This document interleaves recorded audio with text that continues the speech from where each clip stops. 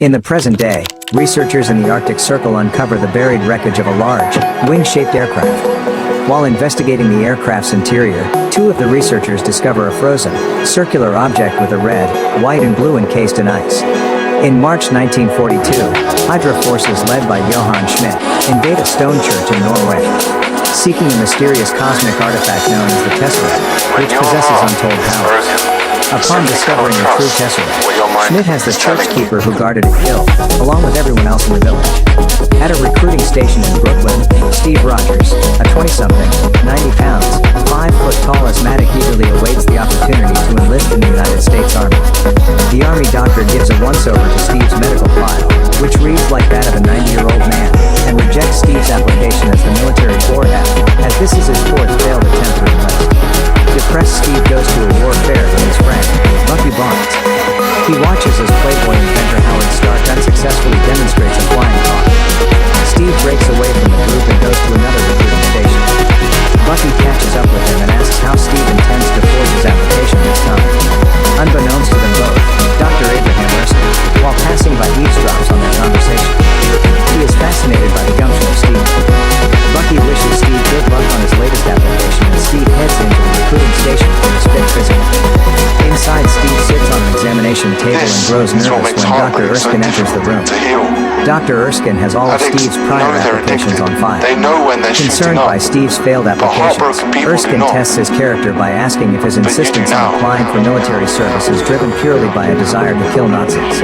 The young man sincerely reveals that he is not a killer at heart, but does not like bullies regardless of their origin. He also shows little concern when Erskine reveals that he is German by birth. Won over by Steve's strong will and unwavering conviction, Erskine enlists Rogers as a candidate of Project Rebirth, a super soldier experiment being conducted by the Strategic Scientific Reserve under the supervision of Erskine, Chester Phillips, and Peggy Carter. During his basic training, Phillips is unconvinced by Erskine's claims that Rogers is the right person for the procedure, but relents after seeing Rogers commit an act of self-sacrificing bravery. The night before the treatment, Erskine reveals to Rogers that Schmidt underwent an imperfect version of the procedure and suffered negative side effects due to his inner ambition for power and obsession with becoming a superior man. However, he reassures Rogers that he chose him because he believed Rogers was an inherently good man and one that, because he had been weak his whole life, would not lose respect for the strength he would gain. In a secret military installation high in the Alps, Johann Schmidt brings the growing future his hydro-weapon specialist. The cube's seemingly limitless power enables Schmidt and Dr. Zola to power unstoppable energy guns and cannons, intending to use the power to fuel Zola's inventions. Meanwhile, Schmidt, having discovered Erskine's location, dispatches an assassin to kill him. Peggy and Steve enter the antique shop and exchange passcodes with an old woman manning the register, and descend into a secret military bunker concealed within. Peggy leads Steve to the heart of the bunker where they find Dr. Erskine preparing a medical capsule along with Howard Stark and Colonel Phillips rubbing elbows with senators and dignitaries. Steve is told to remove his shirt and sit in the capsule. Stark describes that the procedure will first mean injecting muscle regenerators into Rogers' major muscle groups, which will then be bombarded with Vita rays. Erskine has made no secret of the pain Steve will endure but promises he'll come out stronger. Carter bids Steve good luck and joins Phillips in the overhead viewing chamber. Erskine's serum is injected into Steve's muscles and Steve is enclosed within the Vita ray capsule. The capsule glows brightly. Steve yells in pain but also tells them to continue and the procedure is quickly completed. When the capsule is shut down, Steve comes out a foot taller and 100 pounds heavier with solid muscle, which is just the most superficial aspects of his body artificially raised to the maximum human potential. Everybody, including Phillips, celebrates the success of the procedure, and descends from the viewing chamber to congratulate Erskine. After witnessing the success of the experiment, one of the attendees reveals himself to be Schmidt's assassin, Heinz Kruger. The assassin stays behind, placing a small satchel on a chair. Moments later the viewing gallery explodes. Kruger descends the stairs and fatally shoots Dr. Erskine, killing him. Kruger grabs the last vial of the super soldier serum and escapes the facility into the streets of New York. Rogers runs after Kruger, using his new strength and stamina to run down Kruger's car on foot.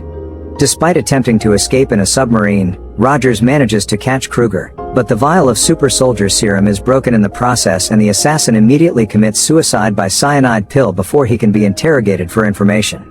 With Erskine dead and the super soldier formula lost, the SSR is ordered to join the war and engage Hydra directly. However, Phillips decides to leave Rogers behind and allow scientists to study him in an attempt to rediscover Erskine's formula. Senator Brand approaches Rogers and instead offers him the chance to tour the nation for the USO to promote war donations, using his image as the strong, ideal soldier as a symbol for the public to rally behind, which Rogers accepts. During his work for the USO, Rogers performs in scripted stage shows as the star-spangled character Captain America. As Rogers continues touring across the country, Captain America gains great popularity among the public, leading to increasingly more elaborate shows as well as making appearances in film strips, comic books, and other memorabilia. Although Rogers is happy to be contributing towards the war effort, he grows increasingly weary of being paraded around while not being able to have a more direct role alongside those actively fighting. Meanwhile, Schmidt unveils his new Tesseract-powered weaponry to 3 Nazi officers sent to oversee his operation. They ridicule Schmidt, saying that the Nazi party no longer takes him and Hydra seriously due to his obsession with magic and the occult, and playfully refer to him as the Red Skull. The Führer feels, how does he put it? The Red Skull has been indulged long enough. A name that infuriates Schmidt. Schmidt takes the 3 to his weapons lab where they are shown his unstoppable energy weapons and a strategic map of Europe dotted with targets. One of the 3 notices a target hovering over Berlin and confronts Schmidt. Schmidt quickly vaporizes the 3 Nazi officers. Schmidt announces that Hydra has disbanded from the Nazi party and is now enemies with the world. Schmidt uses this moment to declare his secession from the Third Reich, claiming that Hydra could grow no further in Adolf Hitler's shadow and will now follow his agenda. Hydra continued to siphon energy from the Tesseract, using the stored energy to create a variety of weapons and integrated it into a range of vehicles and other technology, quickly giving the faction the potential to become a major threat to the war front and the world at large. In November 1943, while performing for active servicemen as well as encountering his colleagues from the SSR, Rogers learns that Barnes' unit was lost in a battle against Hydra. Despite Phillips' insistence on the futility of the situation, Rogers refuses to believe that Barnes is dead and becomes determined to mount a solo rescue attempt, receiving help from Carter and Howard Stark, who flies them both over the battlefield in his private plane. Steve surmises that Stark and Carter have a relationship and bashfully withholds his feelings for her. Just as anti-aircraft guns from Hydra begin firing on Stark's plane, Steve parachutes in, while the other 2 escape back to safety. Steve stealthily makes his way into the Hydra base, taking out numerous guards in the process. Rogers manages to sneak into Hydra's main factory where he finds and frees most of the captive soldiers, who begin a riot and start escaping while Rogers continues on to find Barnes. Steve makes his way through the facility and happens across Bucky, who is tied down to an operating table, and has quite obviously been tortured. Steve also notices an oversized tactical map mounted on the wall, with various marked installations. Steve frees Bucky, who is surprised to see that Steve is taller than him, and commits the map to memory. Schmidt, seeing the prisoners escaping and Rogers moving through the facility, sets the factory to self-destruct to cover Hydra's operations and evacuate to another facility. As the building begins to detonate, Schmidt confronts Rogers on a high catwalk where he makes light of his similarities to Rogers following their mutual use of the super soldier serum. Schmidt expresses his belief that they have risen above the visage of normal humans before revealing his face to be a mask, removing it to display the Red Skull-like face that earned him the sobriquet the Red Skull. The Red Skull escapes the exploding facility in a strangely designed private plane, while Zola sneaks away in Schmidt's roadster. Steve and Bucky have a huge divide to cross to their freedom. Bucky crosses a trembling, buckling support beam and manages to cross to safety moments before the beam plummets into the fire below. Left with no other option, Steve backs up as far as he can and leaps over the burning chasm. Rogers leads Barnes to the roof where they both barely manage to escape the factory themselves before regrouping with the escaped soldiers and marching back to base. Following the liberation of the Allied prisoners, Rogers gains his superior officers' respect and acknowledgement as a soldier and is given high rank and the chance to fight as Captain America, as a key figure on the war front opposing Hydra directly. The news of Captain America's success on the battlefield has swept over the world, but Rogers does not appear for his medal from Congress. The reason for that absence is in London, where Steve gives Phillips and Carter his best recollection of the Hydra base map and tells them that he intends to go to those bases and destroy them one by one, and wishes to recruit a team of men made up of those he liberated in Italy. Steve meets the Howling Commandos in a bar and they eagerly accept the offer. While there, all the men are surprised as Peggy enters dressed in a form-fitting cocktail dress. She ignores all the men, including Bucky, and flirts with Steve, telling him that she'd love to have a dance with him someday. Howard Stark outfits Rogers with advanced equipment, including a durable, custom combat uniform and a circular shield which is made of a metal called vibranium. which is lighter than steel and is vibration resistant and will absorb heavy impacts. For the next 2 years, Rogers and his Howling Commandos lead a strong offensive, sabotaging various Hydra operations, much to Schmidt's frustration. In 1945, the team later assaults a train carrying Zola.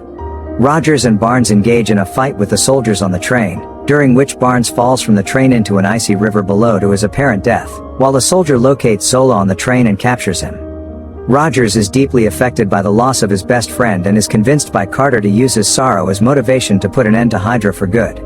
Using information extracted from Zola, the final Hydra stronghold is located and Rogers leads an attack to stop Schmidt from using weapons of mass destruction on the United States.